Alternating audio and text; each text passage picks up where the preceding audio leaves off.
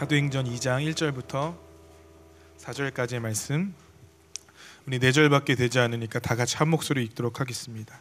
사도행전 2장 1절부터 4절까지 다 같이 한 목소리로 읽도록 하겠습니다. 성경이 없으신 분들은 화면을 참고하시면 되겠습니다. 읽겠습니다. 시작. 오순절 날이 이미 이름에 그들이 다 같이 한 곳에 모였더니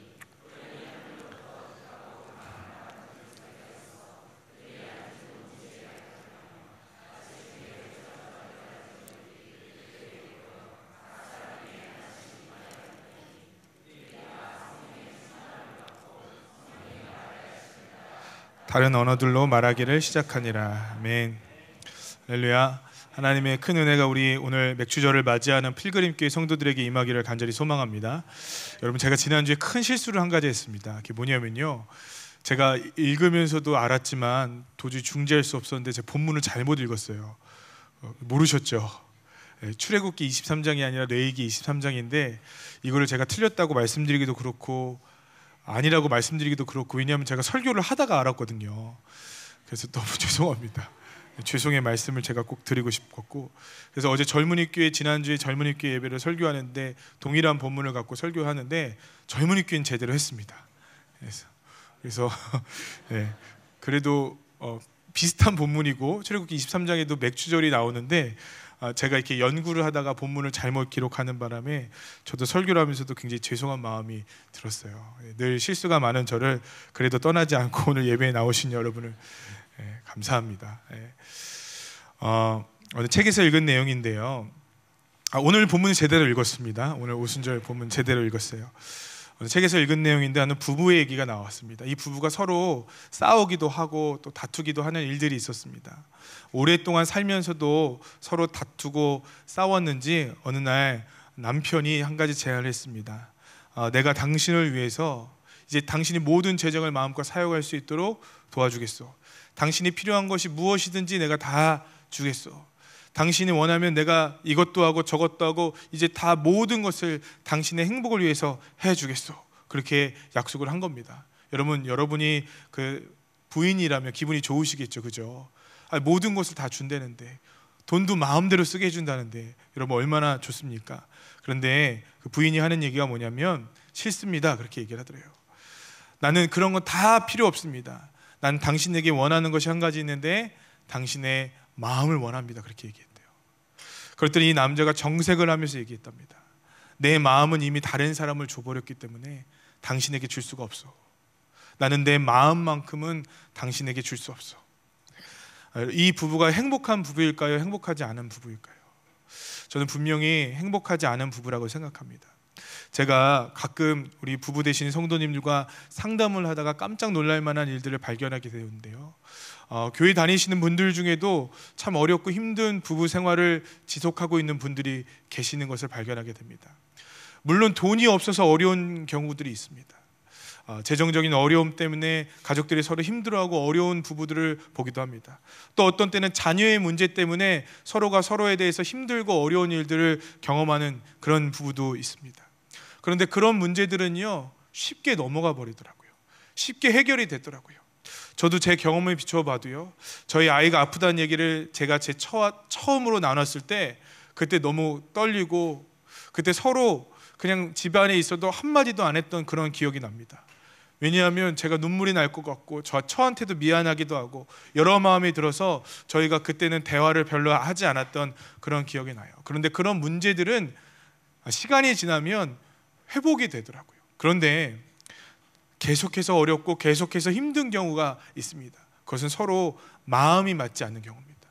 돈이 있고 또 시간이 있고 다른 여러 가지 자녀의 문제도 아무것도 없는데 그 두 부부의 그 만남이 힘들고 어려운 이유는 딱 한 가지인데, 서로 마음이 합하여지지 않고 마음이 회복되지 않으면 그 관계는 참 불편하더라고요.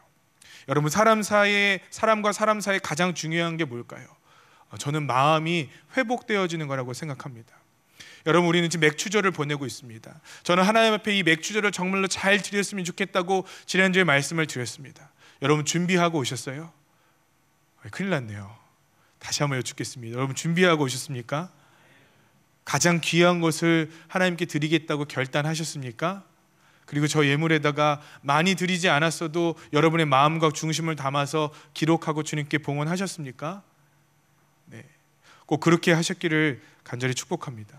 또 그런 분들에게 하나님의 축복이 임하기를 간절히 소망합니다. 우리가 또 한 가지 그런데 해야 할 중요한 작업이 한 가지가 있는데요, 진짜 우리가 하나님 앞에 맥주절을 회복하기 원한다면 우리의 마음이, 하나님과의 그 마음이, 하나님과의 관계가 저는 온전히 회복되어야 된다고 분명하게 믿습니다. 여러분, 맥주절은 은혜의 사건입니다. 이스라엘 백성들이 첫 열매를 먹기 전에는 무엇을 먹고 살았을까요? 만나 먹고 살았습니다. 만나는 하늘로부터 내려오는 거고 하나님이 직접 주시는 거고, 그들이 물론 거두는 수고는 하지만 매일매일 주님께서 공급해 주시는 것입니다.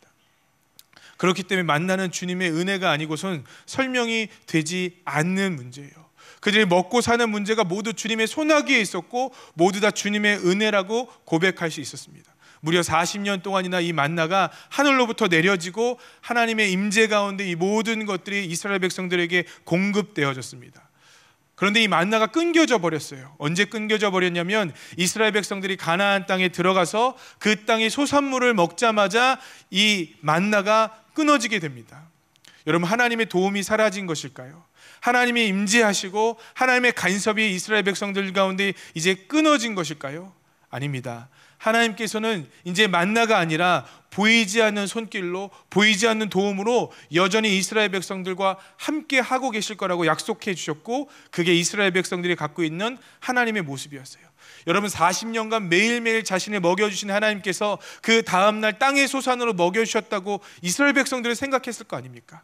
오늘 하늘로부터 내려진 어떤 것, 내가 노력하고 내 의지를 갖고 내가 땀 흘려 수고하는 것이 아니라 분명히 주님께서 주신 것이라는 분명한 확신이 있었을 거라는 거죠. 그 마음으로 맥추절을 지키라고 하는 것입니다. 그래서 여러분, 땅에 첫 소산을 드리는 것은 아주 큰 의미가 있는 겁니다. 여러분, 이스라엘 백성들은 농사를 지을 만한 백성들이 아니에요. 그들은 노예였습니다. 땅도 없었고요, 자유도 없었고요, 아무것도 없었습니다. 그런데 이 노예들이 처음으로 자기 땅을 여러분 만든 거예요. 처음으로 그곳에서 열매를 맺고 그것을 갖고 하나님께 드리는 거예요. 여러분, 얼마나 기분이 좋겠습니까? 제가 결혼해서 처음으로 전셋집에 들어갔어요. 처음엔 월세를 살았거든요. 처음에 전셋집에 들어갔는데 전셋집이 이 강대상보다도 작았겠죠. 그런데 그 집에 들어가서 누웠을 때 그게 얼마나 좋았던지 모릅니다. 제가 제 이름으로 계약한 처음 전셋집, 여러분 무시하지 마세요. 되게 무시하시는 얼굴로 저를 보시네요. 물론 몇 달 살다 보니까 되게 작다라는 생각이 들긴 했지만, 그러면서 그 방에 누워서 했던 생각이 뭐냐면, 야, 자기 집을 갖고 있는 사람들은 얼마나 좋을까, 그때 그 기쁨은 얼마나 행복할까. 여러분, 나중에 저도 꼭 그 행복을 알 수 있게 되기를 제 스스로가 축복해 봅니다. 여러분, 그때 너무 좋잖아요. 처음 자기의 무엇인가 생겼을 때 그것은 감격스럽고 기쁘잖아요. 어떤 성도님이 저한테 와서 그런 얘기를 한번 하셨어요. 남편이 사업이 망해서 그동안 힘드셨대요. 그래서 가족 모두가 밤낮 가리지 않고 열심히 일을 했습니다. 여러분, 근데 경제적으로 어려워지면 가족들끼리도 좀 서먹서먹해지잖아요. 사춘기의 자녀들도 한테도 미안하고 서먹서먹해지고, 그런데 어떻게든 먹고는 살아야겠고 이 상황을 벗어나려고 노력을 했지만 쉽게 해결이 잘 되지 않았대요. 안 먹고 안 입고 안 쓰고 해서 빚이 어느 정도 가려지고 월세만 전전긍긍하던 집이 이제는 전셋집에 들어가서 살게 되었어요. 그러면서 저한테 하시는 말씀이 뭐냐면, 목사님 기도해 주셔서 감사합니다 그러시더라고요. 그러면서 그 성도님이 눈에 눈물이 글썽거리는 장면을 저는 잊을 수가 없어요. 정말 기뻐하시더라고요. 정말로 감격스러워 하시더라고요. 죄송하지만 제가 그분을 위해서 해드린 건 아무것도 없거든요. 근데 저한테 감사하다고 하는 것 분명히 아마 하나님께 감사하다고 하는 것 아니겠습니까? 여러분, 하나님께서 그 집 빚 갚아주라고 뭐 돈을 주셨나요? 그건 아닌 것 같아요. 그럼에도 불구하고 감사가 넘치고 기쁨이 넘치는 것은 이전에 갖고 있지 않던 것, 이전에 누리지 않던 것, 이전에 소유해보지 못했던 것들이 회복되어지고 온전해지고 그것이 괜찮아지니까 거기에는 기쁨이 오더라고요. 그것을 하나님께서 직접 주셨다고 생각하면 여러분 얼마나 기쁠까요? 이스라엘 백성들이 처음 맥추절을 지킬 때 마음은 어땠을까요? 전 너무너무 좋았을 것 같아요. 제가 첫 차를 샀을 때보다 티코였습니다. 무시하시나요? 비록 제 처가 그때 연애할 때였는데 창피해서 못하겠다고 얘기를 하더라고요. 한 번도 태운 적이 없어요. 차를 타면 기름 냄새가 났던 그 차지만 너무 행복했거든요. 비록 이 강대상보다 조그만한 집이었지만 그래도 처음 전세를 얻었을 때 너무너무 행복했거든요. 그런데 여러분, 첫 소산을 갖고 하나님께 드리는 거예요.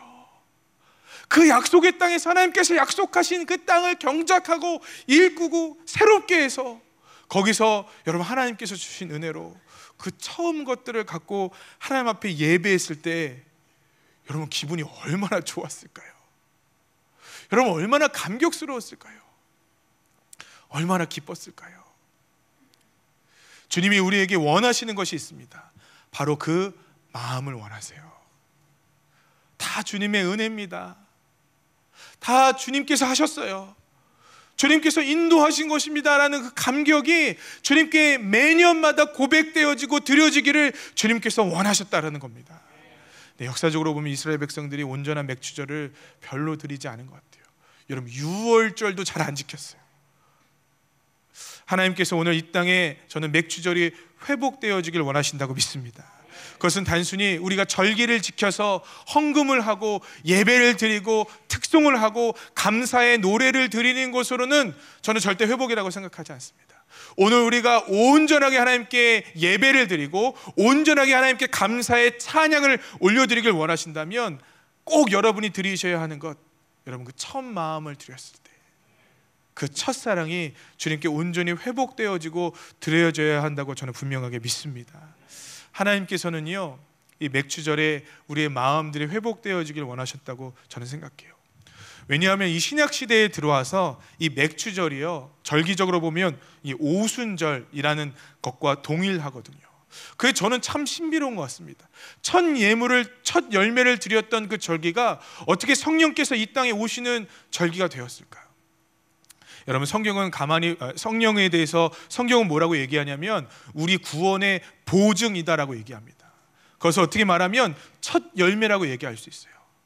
우리가 첫 열매를 주님께 드리는 것처럼 하나님께서도 그분의 성령을 우리에게 부어주시는 것이 구원의 보증이고 첫 열매라는 겁니다. 왜 하나님께서 우리에게 주셨을까요? 우리가 드려야 될 것 같은데, 우리가 바쳐야 될 것 같은데 왜 주님께서는 오순절에 성령으로 우리에게 부어 주셨을까요? 성경에 기록되어진, 요엘서에 기록되어진 모든 세대가 하나님 앞에 하나님의 임재 가운데 거하고 예언하고 찬양하고 비전을 볼 것이라고 얘기했던 그 성령이 드디어 오순절날 임하는 것입니다. 성령 강림 때의 상황을 가만히 보면요, 이게 과연 주님께서 역사하실 만한 때인가 하는 생각이 들어요. 예수님의 제자들은 완전히 실패해버렸습니다. 예수님의 제자들은 예수님의 십자가에 지시는 그 사건의 장소에 단 한 사람도 머물러 있지 않았어요. 어떤 사람은 배반하고, 어떤 사람은 욕하고, 어떤 사람은 주님을 팔아넘기고, 어떤 사람은 두려워서 도망가고, 단 한 사람도 남아있지 않았어요. 호산나 다윗의 자손 예수여, 호산나 다윗의 자손 예수여라고 찬양했던 수없이 많은 군중들도 예수님을 못 받고 바야바라 하는 사람을 살리자라고 아우성거리고 웅성거리고 사람들 앞에 데모하기 시작했습니다. 예수님의 십자가의 사역은 완전히 끝났고 예수님의 제자라고 할 수 있는 사람은 아무도 없었어요. 그런데 예수님께서, 부활하신 예수님께서 그들을 일일이 다 찾아가셔서 뭐라고 얘기하냐면 내가 보낼 성령을 기다려라 라고 말씀하십니다. 근데 성령을 받는 장소가 어디입니까? 처음 주님과 만났던 갈릴리 바다, 거기가 아니에요. 주님께서 수없이 많은 기적과 은혜들을 베풀어 주셨던 그 어떤 특정한 장소가 아니더라고요. 그들이 실패했고, 그들이 넘어졌고, 그들이 주님 앞에 참 부끄러워서 고개도 들 수 없는 예루살렘이라는 장소에서 성령을 기다리라고 얘기합니다. 쓰디쓴 아픔의 장소고요, 패전의 장소고요, 주님 앞에 신음소리조차 낼 수 없는 부끄러운 장소입니다. 그런데 여러분 놀라운 것은 거기에 성령님이 부어주십니다. 거기에 성령님이 부어주세요. 우리 사도행전 2장 1절을 한번 읽어보겠습니다. 2장 1절 읽겠습니다. 시작. 오순절 날이 이미 이르매 그들이 다 같이 한 곳에 모였다. 2절 보겠습니다. 호련히 하늘로부터 급하고 강한 바람 같은 소리가 있어 그들이 앉은 온 집에 가득하며. 여러분, 성령이 임하는 거예요. 받을 만한 준비가 되어 있냐고요? 아니에요. 실패자고 낙오자고 배반자고 주님 앞에 고개조차 둘 수 없는 사람이었습니다. 들 수 없는 사람이었어요. 그런데 그들 가운데 성령을 부어주십니다. 놀라운 일이 벌어지죠. 두렵고 떨리는 마음으로 하루하루를 살았던 베드로가요, 담대하게 복음을 전합니다. 실패자였던 그들이 내가 보고 들은 것을 말하지 않을 수 없다고 얘기하며 미친 듯이 일어나 복음을 전하기 시작합니다. 심지어 능력이 나타나고요, 심지어 권능이 나타나고요, 하나님의 임재가 차고 흘러넘쳐서 그들이 회개하고 주님께 돌아가기 시작합니다. 도대체 무엇이 바뀐 걸까요? 도대체 어떤 일이 벌어진 걸까요? 도대체 왜 이런 반전의 역사가 일어날까요?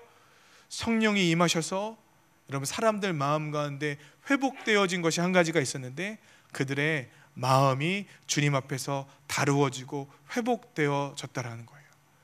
그들의 마음이, 주님 앞에 갈 수 없는 그 마음의 벽들이 무너져 버린 것입니다. 주님 앞에 잃어버린 첫사랑들이 회복되어진 것이고요, 주님 앞에 죄스러워서 어쩔 수 없는 그 죄책감의 마음들이 성령으로 말미암아 온전히 회복되어진 것입니다. 그들이 담대히 주님을 찬양하고 주님을 전하지 않고는 견딜 수 없는 이 마음의 불꽃과 불이 타들어갔다라는 거죠. 이것이 우리 주님께서 맥추절날, 이것이 우리 주님께서 오순절날 저와 여러분 가운데 행하신 성령의 역사입니다. 여러분, 그들이 천국 가서 뭐라고 얘기할까요?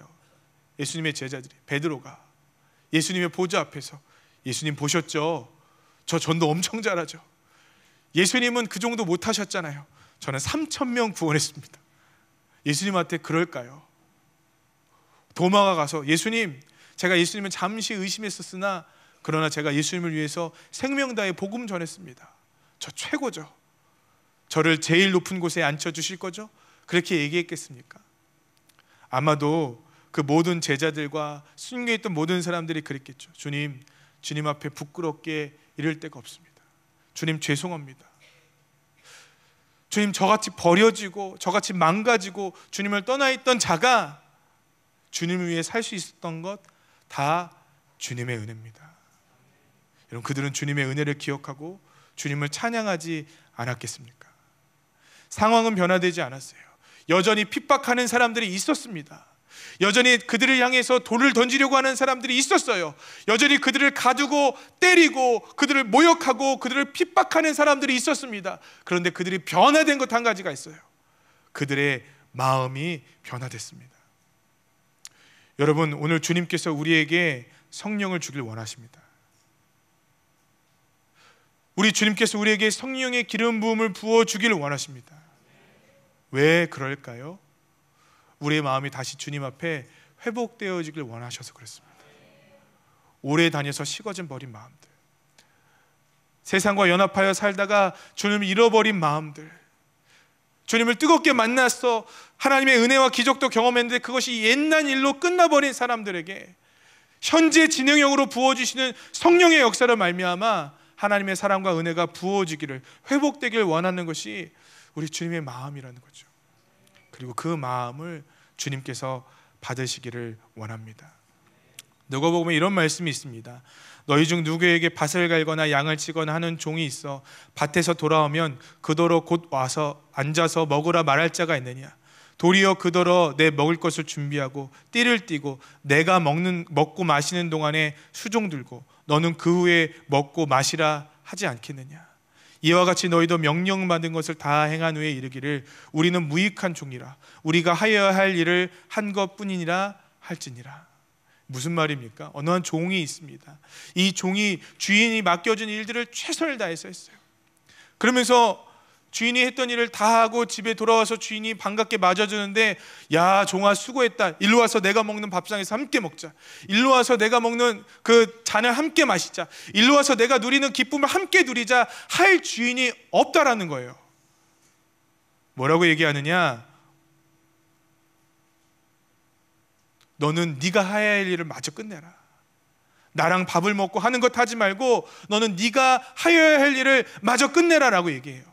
종의 반응이 그런데 특이합니다. 이와 같이 너희도 명령받은 것을 다 행한 후에 이르기를 우리는 무익한 종이라 우리가 하여야 할 일을 한 것뿐이라 할지니라. 여러분, 저는 성경을 읽으면서요 이게 잘 이해가 안 가요. 왜냐하면요, 만약에 지금 우리 성도들 열심히 봉사하고 헌신했는데 우리 성도님들 하셔야 될 일을 하셨습니다. 어제 우리 교회 성도님 청소하시는 성도님들 저희 고기를 사드렸거든요. 저희가 모으고 또 이렇게 누가 주신 것들을 모아서 저희가 고기를 사드렸어요. 난생 처음 있는 일입니다. 근데 제가 너무너무 우리 성도님들 감사한 거예요. 성도님들 청소해 주셔서 감사합니다. 여러분, 성도님들이 얼마나 헌신하시냐면요, 여러분 예배를 다 끝나고 나면 우리 젊은이 교회 예배까지 끝나면 교회가 밤이 되잖아요. 그 밤에 와서 청소하세요. 주일날 여러분들에게 깨끗한 성전을 보여드리고 예배드리게 하려고요, 이분들이 토요일날 밤에 와서 예배를 청소를 하세요. 10시, 11시, 어제는 보니까 거의 12시 다 되는 시간까지 교회에서 청소를 하시더라고요. 얼마나 감사해요. 여러분, 이분들한테 가서 성도님들 하셔야 될 일을 당연히 하셨습니다. 근데 여기가 좀 더럽네요. 마무리하고 가세요. 여러분, 그럼 너무 상처받고 교회 다 떠나시겠죠, 그죠? 근데 예수님 주변에서요, 우리가 사역하면 예수님이 이렇게 하신다는 거예요. 너는 네가 할 일을 했어. 근데 놀라운 것은 그걸 받는 사람들의 마음이에요. 받는 사람들의 반응이에요. 주님, 우리는 무익한 종입니다. 우리가 하여야 할 일을 한 것뿐입니다. 여러분, 도대체 어떻게 이런 일이 일어날 수 있을까요? 그들의 마음이 변화되었기 때문 아니겠습니까? 그들의 마음이 새로워졌기 때문 아니겠습니까? 여러분, 저는 이 땅에 많은 종들이 있다고 생각해요. 그 종들 중에 이 무익한 종보다 더 많은 유익한 일을 하는, 최선을 다해서 노력하고 최선을 다해서 섬기고 최선을 다해서 봉사하는 종들이 많이 있다고 생각해요.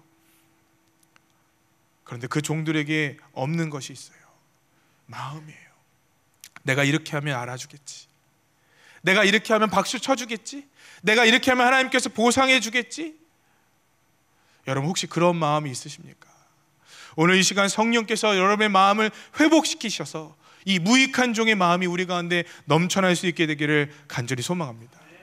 상처도 덜 받고요, 그 길을 묵묵히 걸어갈 수 있는 그 마음이요, 고난이 와도 주님께 감사하고 염려가 와도 주의 말씀으로 이겨낼 수 있는 그 믿음이요, 우리 마음이 회복되면 주님께서 그 능력을 주신다라는 것입니다.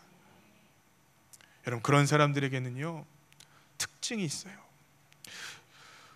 여러분, 이 찬양 아실 겁니다. 늘 울어도 그 큰 은혜 다 갚을 수 없네. 저는 이 찬양 부르면요 좀 이상할 때가 있어요. 너무 손해보는 것 같아요. 여러분, 갚으려면 기한이 있어야 되잖아요. 액수가 좀 정해져야 갚을만 하잖아요. 그런데 늘 울어도 그 큰 은혜는 갚을 수 없는 은혜인 거예요. 그런데 왜 갚냐고요? 갚을 수 없으면. 그런데 왜 주님께 드리려고 하냐고요? 무언가 의도가 있고 무언가 보상받으려고 하면 여러분 절대 그렇게 되지 않을 겁니다. 그런데 이 사람이, 이 찬양의 가사를 쓴 사람이 늘 울어도 그 큰 은혜를 다 갚을 수 없다고 생각하면서 날마다 주님께 바치는 이유가 뭘까요? 그의 마음에는 여러분 샘솟한 하나님의 기쁨이 넘쳐나기 때문 아니겠습니까? 우리의 마음이 회복되어지면요 신앙생활하는 것이 기뻐집니다. 우리의 마음이 회복되면 주님께 드리는 것이 감사하고 감격되어지게 되어 있습니다. 누가 드리라고 얘기하지 않아도, 누가 이것이 진짜 맥추절이에요 얘기하지 않아도 정말로 주님께 바른 예물과 삶을 저는 드릴 수 있다고 생각합니다. 문제는 뭐냐? 우리가 주님과 마음이 멀어진 거예요. 사택에 같이 살던 한 형제가 있습니다. 병칠이라는 형제입니다. 이 병칠이가요 이름을 개명했어요. 준범이로. 저희는 아직도 어색해 죽겠습니다. 이 병칠 형제가 병칠 전도사죠. 얼마나 귀한 형제냐면, 여러분 박 목사님 설교를 몇 번 들으셨겠지만 노숙인한테 신발을 벗어주고 자기는 맨발로 지하철 타고 서울에서 오는 형제인 거예요. 그런데 조금 이상하긴 합니다. 왜 그러냐면 어느 날은 이 형제가 새벽 기도를 드리는데 박 목사님과 새벽 기도를 같이 했거든요. 새벽 기도를 드리는데 대야에다가 물을 떠오더래요. 새벽에 기도하는데 불을 다 꺼놓고 기도하는데 성도님들 주여 부르고 기도하고 있는데 옆에서 아버지 하면서 물이 이렇게 쪼르르 흐르는 소리가 계속 나는 거예요. 너무 깜짝 놀라서 도대체 너 뭐 하는 거야 물어봤더니 이 친구가 너무 졸리니까 물을 떠다 놓고 세수를 하면서 이제 기도를 한 거예요. 여러분, 남들이 보면 새벽에 보면요, 아버지 하면서 이렇게 손이 모아지는 것처럼 보이지 않겠습니까? 좀 엉뚱해요. 그래도 주님을 사랑하는 사람이라고 믿습니다. 근데 이 형제가 어느 날은 예전에 사택에서 살 때 베란다에다 그렇게 폐지를 모으더래요. 그렇게 폐지를 모아갖고 차곡차곡 쌓아놓더래요. 그래서 우리 병칠 전도사랑 가장 친한 전도사가 위성조 전도사거든요. 야, 뭐 하는 거냐 하고 막 뭐라고 했대요. 그런데 그냥 내가 알아서 치울 테니까 했어요 하는 식으로 얘기를 하더랍니다. 근데 이게 쌓이는 양이 한두 장 쌓이는 게 아니라 점점 많이 쌓이기 시작했어요. 결국엔 같이 살고 있는 박보영 목사님한테 그 모습이 보여지게 됩니다. 너 지금 뭐 하는 거야? 너 지금 왜 이런 쓰레기들을 집에다 갖다 두는 거야? 라고 얘기했더니 우리 박병칠 전도사가 그렇게 얘기를 했대요. 목사님, 저는 하나님께 드릴 게 없는 사람입니다. 이때 당시 한 달에 사택 식구들이 받았던 한 달 용돈이 5,000원이었어요. 물론 10년 전이긴 하지만, 근데 자기는 드릴 게 없어서 이 폐지를 모아다가 하나님께 드리고 싶어서 이 폐지를 모읍니다 하고 눈물을 막 흘리고 하는 거예요. 얼마나 저희들이 미안하고 부끄럽겠습니까? 미리 얘기라도 하지. 꼭 사람들 다 나쁜 사람으로 만들어버리고. 근데 오늘 맥주 감사절 예배를 드리는데 그 이야기가 자꾸 생각나는 거예요. 왜 그랬을까? 자기가 쓰고 싶었을 텐데 왜 그랬을까? 누가 드리라고 한 게 아닌데 왜 그랬을까? 우리 박병시 전사는 미안하지만 버림받았었어요. 부모님께 버림받고 할머니 밑에서 정말 어렵고 힘들게 살고 고난과 어려움의 세월들을 겪었습니다. 아마 그냥 제가 생각했기에는 어떤 때는 자기 친구들이 너무 부러웠겠죠. 예쁜 엄마, 씩씩한 아빠가 그 뒤에 있는 것을 보고 한없이 부러워서 눈물 흘리는 날도 있지 않았겠습니까? 내 인생은 왜 이럴까? 나는 왜 버려졌을까? 하는 인생에 대한 후회들이 있었겠지 않았습니까? 그런데 이 형제가 예수님을 만났어요. 그래서 이 길을 걸어갈 수 있도록 주님께서 신학교도 보내주셨어요. 주님을 만나서 이제 전도사라는 이름을 갖고 다른 사람들에게 사역을 하고 있습니다. 지금 환희보육원에서 열심히 아이들을 섬기고 있어요. 여러분, 그 마음에는요, 여러분, 주님께 말할 수 없는 기쁨과 감격이 있는 거예요. 그 마음에는요, 저는 이해할 수 없는, 여러분이 이해할 수 없는, 세상 사람들은 죽었다 깨도 이해할 수 없는 하나님을 향한 마음이 여기 있는 거 아니겠습니까? 그 마음은 늘 두려도 그 큰 은혜 다 갚을 수가 없어서 나 주님께 몸 바쳐서 주의 일에 힘쓰겠습니다, 그 마음일 것 같다는 생각이 들어요. 저는 한 번도 주님께 이렇게 드려본 적이 없어요. 여러분, 누가 주님 앞에 더 부자일까요? 누가 더 주님 앞에 옳은 사람일까요? 누가 더 주님 앞에 기쁨을 드리는 사람일까요? 저는 아마 박병실 전도사보다 오늘 헌금을 더 많이 했을 겁니다. 5,000원보다 많이 했겠죠. 제가 맥주절인데 폐지를 판 것보다 많이 했겠죠. 그런데 주님께 더 기쁨이 될까 하는 생각이 제가 들어요. 왜냐하면 주님의 액수를 기뻐하시는 것이 아니라 주님은 우리의 마음을 기뻐하시기 때문이죠. 주님께 그 드리고 싶은 마음, 주님을 사랑해서 견딜 수 없는 마음이 여러분에게 있으세요? 주님을 향해 그 뜨거운 마음이 여러분에게 있으세요? 목사님, 내가 나이가 많아서 그래요. 목사님, 내가 교회 다닌 지 오래돼서 그래요. 목사님, 내가 교회에 상처를 많이 받아서 그래요. 여러분, 그래서 우리 주님께서 성령을 주셨어요. 회복하시기를 간절히 소망합니다. 주님은요, 우리 자녀가 치유받는 것도 원하세요. 주님은요, 우리의 경제가 회복되어지는 것도 원하세요. 주님은 우리의 부부관계가 회복되어지는 것도 물론 원하세요. 그러나 주님은요, 저와 여러분의 주님을 향한 마음이 회복되어지는 것을 그 무엇보다도 원하신다는 것을 기억하시길 소망합니다. 그 마음을 주님께 드리게 해달라고 기도하셨으면 좋겠어요. 성경에는 2명의 과부가 나옵니다. 한 과부는요, 두렙돈을 드렸던 과부예요. 이 과부는 예수님이 예배를 드리러 가는데 눈에 띄었어요. 두렙돈, 별것도 아닌 돈을 두렙돈의 과부가 두렙돈을 갖고 하나님께 봉헌했어요. 한 명은요, 사르밧 과부입니다. 사르밧 과부는요, 아들이 죽었다가 살아났고요, 그 다음에 엘리야를 대접했더니 마르지 않는 밀가루통과 기름통을 얻어갖고 풍성하게 그 기근이 끝날 때까지 잘 먹고 잘 살았대요. 저는 이상해요. 두렙돈 과부한테도 그 은혜 주셔야 되잖아요. 사르밧 과부한테는 먹을 거 주시는데 왜 두렙돈 과부에는 그런 보상이 없냐고요. 왜 두렙돈 과부에는 그런 일이 일어나지가 않냐고요. 두렙돈 과부는 그 두렙돈을 내고 이제 두렙돈도 수식어로 빠졌어요. 그냥 과부예요. 먹고 살 것도 막막하고 어떻게 살아야 될지도 모르는 그런 과부예요. 하나님은 그러면 사르밧 과부는 사랑하시고 두렙돈을 냈던 그 과부는 미워하셨나요? 아니에요. 예수님께서 말씀하시기론 이 예물을 드린 과부가 여기에 금전을 내고 여기에 대단한 억만금을 낸 사람보다 더 하나님이 기뻐하시는 예물을 드렸다라고 말씀하세요. 그럼 과부에게 남은 것은 무엇일까요? 여러분, 과부는 이제 빈털터리가 되었겠죠. 아무런 보상도 받지 못했다고 성경은 기록되어 있지 않아요. 무엇을 주셨는지 잘 알지 못해요. 그러나 두렙돈의 과부가 남은 것이 한 가지 있다고 생각합니다. 그것은요, 주님에 대한 마음이에요. 여러분, 이제 두렙돈 과부는요, 먹고 사는 것이 막막해요. 무엇을 먹을 때에도 주님께 의지해야 돼요. 길을 걸어갈 때도 주님의 도우심을 구해야 돼요. 어떻게 살아야 될지 모르는데 빈털터리가 되었는데 그 안에 주님을 향한 갈망으로 가득 차 있는 그 과부는 끊임없이 주님 앞에 묻고 끊임없이 그분의 인도하심을 받았을 거예요. 그분은 주님 없이면 살 수 없는, 주님에 의해서만 살아갈 수 있는 그런 사람이 되지 않겠습니까?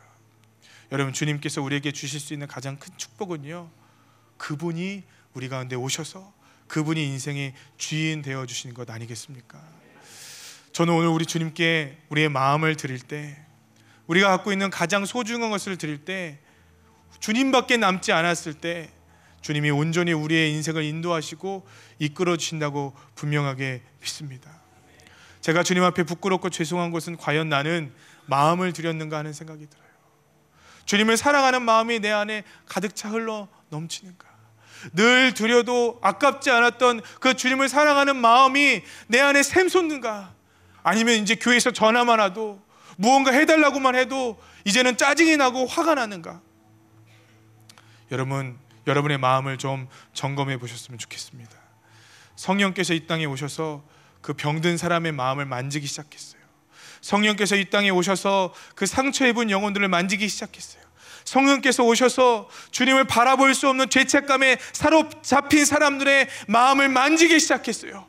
그들을 향한 주님의 사랑이 날로 커져가기 시작합니다. 그들을 향한 주님의 그 갈망이 날로 커져가기 시작합니다. 이제 주님을 위해서 생명을 드려도 아깝지 않은 사람들로 그들이 변화되어져 가기 시작합니다. 우리 습관적인 절기들을 버려버리시자고요. 우리 주님이 기뻐하시는 그 마음을 드릴 수 있는 저와 여러분이 되시기를 간절히 소망합니다. 우리 이 찬양하고 성찬했으면 좋겠습니다. 만왕의 양 내 주께서 왜 고초당했나. 특별히 우리 3절을 그냥 먼저 찬양하고 성찬 받았으면 좋겠어요. 늘 울어도 그 큰 은혜 다 갚을 수 없네. 여러분, 그 마음이 정말로 있으십니까? 주님에 대한 그 마음이 정말로 있으십니까? 없다면 여러분, 성찬을 할 때 주님께 회복해달라고 기도하십시오. 하나님, 오늘 오순절 때 부어주셨던 성령을 우리 가운데 다시 부어주시사 우리로 하여금 다시 그 감격과 기쁨과 하나님 향한 갈망들이 회복되어지게 하여 주시옵소서.